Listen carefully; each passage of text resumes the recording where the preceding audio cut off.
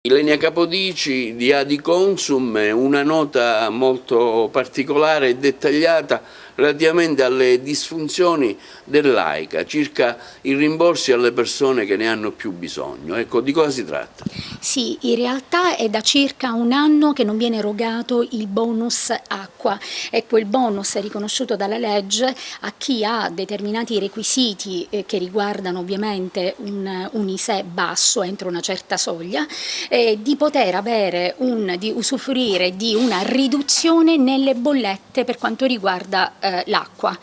È da circa, come ho già detto prima, un anno che questa agevolazione non viene riconosciuta ai cittadini, alle famiglie, a causa di un mancato adeguamento della normativa sulla privacy, che prevede un allineamento a livello nazionale di tutti i gestori del sistema idrico. Ovviamente dopo un anno ci viene da chiedersi perché, a cosa è imputabile questo ritardo e perché ancora persiste. Nel silenzio abbiamo ovviamente deciso di intervenire e proprio ieri vi devo dire che ho sentito il presidente dell'ATI, il dottore Mimmo Gueli, il sindaco di Santa Elisabetta, che ci ha assicurato che la situazione ovviamente è già stata superata, che a breve verranno erogati i bonus acqua, quindi le famiglie potranno anche recuperare il pregresso, perché questo tra l'altro ci viene anche rassicurato, abbiamo ricevuto delle rassicurazioni da parte dell'ARERA e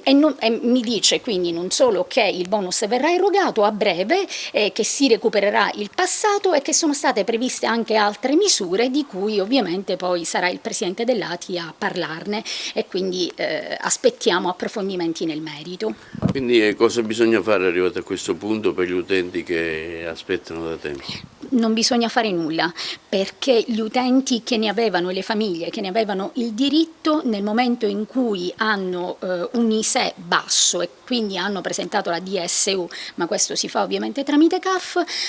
hanno il diritto a ricevere l'agevolazione direttamente in bolletta, non devono fare nulla, purtroppo devono solo attendere, come tutte le cose in Italia. Il bonus e quell'agevolazione acqua fa parte di quei bonus sociali previsti per le famiglie meno abbienti, quindi per evitare di creare ulteriori diseguaglianze e quindi creare questa disparità tra chi può pagare e quindi avere l'acqua senza problemi e chi non può pagare e rischia ovviamente di cumulare debiti su debiti, ma per un problema, come dire, che non dipende dalla loro volontà perché non viene erogato il bonus, è giusto che ovviamente si dia la priorità ad accelerare questo genere di pratiche per mettere tutti nelle condizioni ovviamente di poter pagare e di usufruire delle agevolazioni previste dalla legge.